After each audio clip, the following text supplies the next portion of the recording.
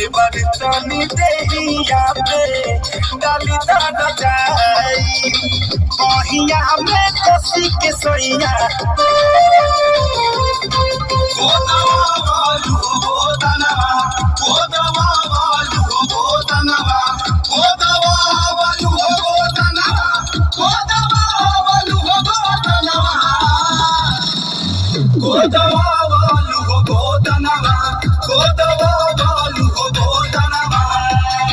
बहिया में कसी के सोइया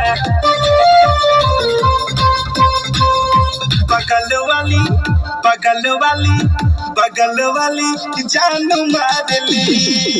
आज कलवा में सोफे वाली चूड़ा से लगा के जाली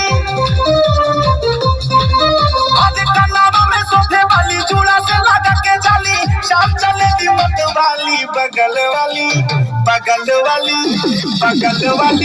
जान मारली बगल वाली जान मारली